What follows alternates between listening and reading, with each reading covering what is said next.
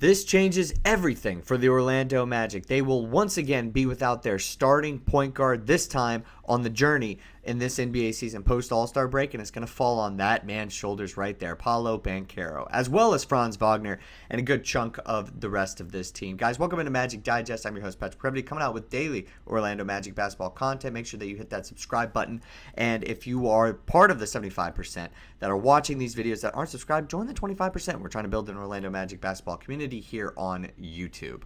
Okay, so the initial report comes just simply from the injury report. And Jalen Suggs will not be ready to go. He will not play tomorrow against the Atlanta Hawks. Super disappointing and a complete 180 from what I believed was going to happen yesterday. Let me set the groundwork here. Yesterday, I'm hearing all of these different things from Jamahl Mosley's quotes before the All-Star break and kind of during the All-Star break when he was asked about it. I'm hearing Jeff Weltman say he should be ready to go. I'm hearing all of these things about how they need him out there. The defense is taking a little bit of a dive, and they know that Jalen Suggs is going to make this team better. We know that him at the starting point guard position when this team is fully healthy is a very dangerous basketball team, especially in the Eastern Conference.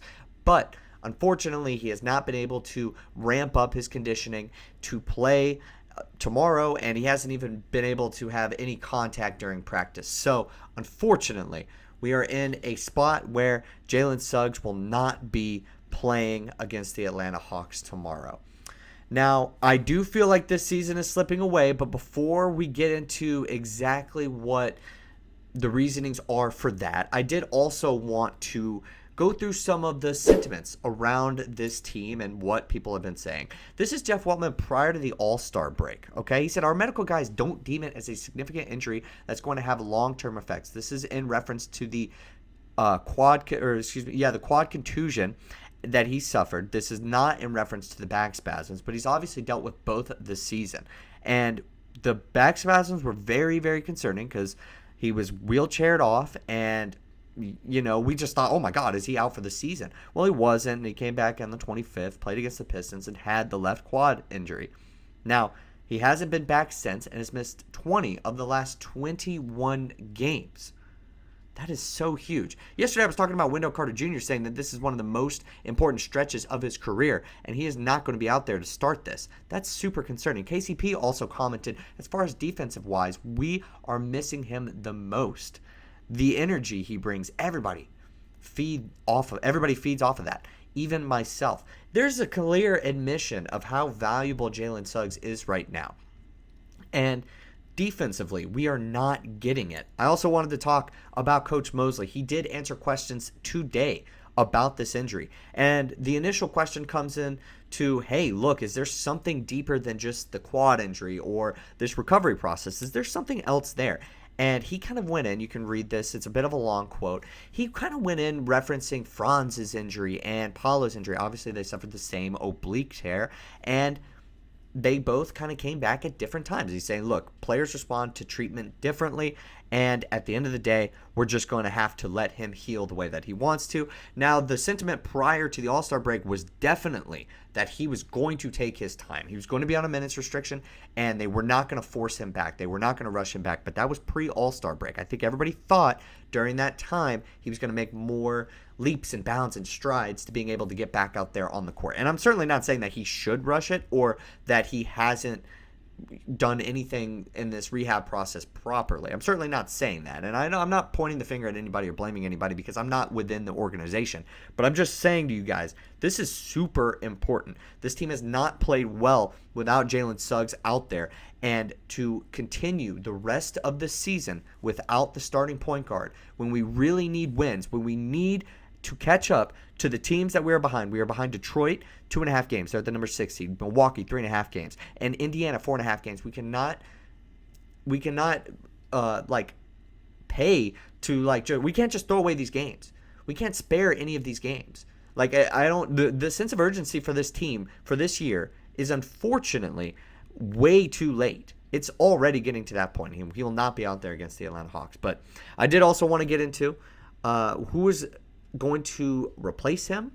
We're talking Anthony Black and Cole Anthony, probably Cole Anthony starting. He's gotten a lot of the starts, and how this team is going to have to do without him. because they're going to have to start putting together some wins here. Because we're only got, 26 games, I believe, for the rest of the season left. That is going to be a tall order to catch some of these other teams who are good basketball teams. They are not just there on accident. That is a big, big thing that people need to realize is like this team doesn't have an on switch because they haven't been with each other at all this year.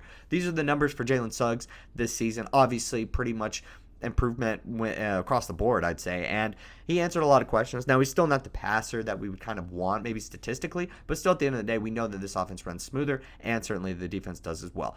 Shooting, nothing to go home about, but, still pretty good. Okay, Anthony Black, first man up to hopefully take the mantle, potentially. 9 points per game. And in games that he's played without Jalen Suggs this year, he's actually not too bad. It's just been very inconsistent. There was a moment in January where he played pretty well. He had on the 10th, 15, and then I'm going to say the rest of the numbers for the rest of the month. Okay, these are just strictly points totals. 15, 17, 10, 13, 14, 17, 12, 14. Then he obviously had a big stinker against the Blazers, 0, but he only played, he barely played in that game. And his shooting numbers aren't really too bad. He didn't have one that was really, really poor, and he only had the game against Minnesota where he shot 20% from the floor. But outside of that, he still kind of played pretty well during that stretch. So that's something that's really promising. But is he going to be the guy that we can rely on after January and into the early parts of the February month before the All-Star break hit? We really couldn't, and he was slumping a little bit. That's something that was really unfortunate, and we thought he was going to be able to kind of take that next step, even with Jalen Suggs out, has been able to do that. So next man up, it's going to be Cole Anthony. What has Cole Anthony been able to do this year before with Jalen Suggs out? Well, he's played pretty decent. He's averaging 16 points, 4.5 boards, and 3.7 assists in 19 games without Jalen Suggs this year. That pretty much matches. That almost I would say, hold up, let me double check here. That almost matches Jalen Suggs' averages for this year. That's pretty decent. So Cole Anthony is going to hopefully be able to pick up that slack on a consistent basis. As we all know, he has kind of returned to his former self. I'd say since probably I don't even know, December range. So he's not the player that's averaging these points for the season. He's the player that we all know that can be a very consistent, reliable option in complement to Paolo Banchero and Franz Wagner. He's been that guy this year, but his season stats aren't going to reflect that. But he's still playing pretty well, and he had some really, really good games in that stretch where Jalen Suggs was out this year, okay? He had some really monstrous games, and that's something to really be proud of, honestly, when we're talking about when we're talking about Cole Anthony, is that he has actually been able to play very well without Jalen Suggs in the lineup. So for the rest of the guys, we're going to need to count on Tristan da Silva. Hopefully Batadze can kind of get to that mold too that he was at the beginning of the year. I don't think that this team has been able to recover bench scoring wise since Mo Wagner got hurt, but at the end of the day, we're not going to get him back, so they're just going to have to adjust. I think that pretty much covers most of everything that I wanted to talk about with this. Mac McClung, I know I've been getting some comments. Where was he? He was also included on the injury report, two-way guy, so he's not going to be playing against the Atlanta Hawks either. If Jalen Suggs is out for the rest of the month, if we're not going to see him until March, which could potentially be possible, but I think we'll see a fast ramp-up if he gets that contact go in practice. But he certainly doesn't have it now. I could see him coming back right at the very beginning of March.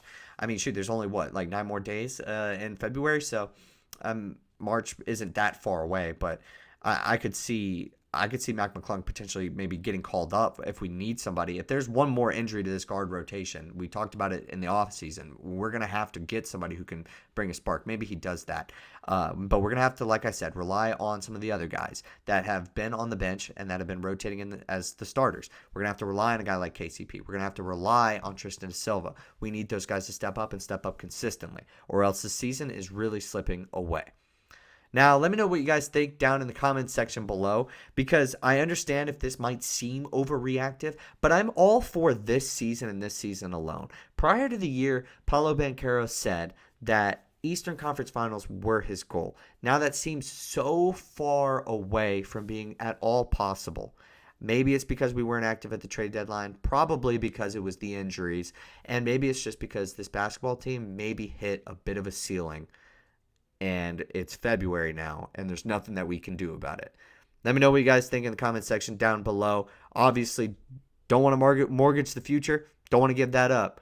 But right now, it's looking pretty bad if we don't got our starting point guard to take us on this journey to catch some of the other teams. But like I said, let me know what you guys thinking down in the comment section below. Love everybody's opinion. Thank you guys so much for watching. I'll see you guys next time with more Orlando Magic basketball content.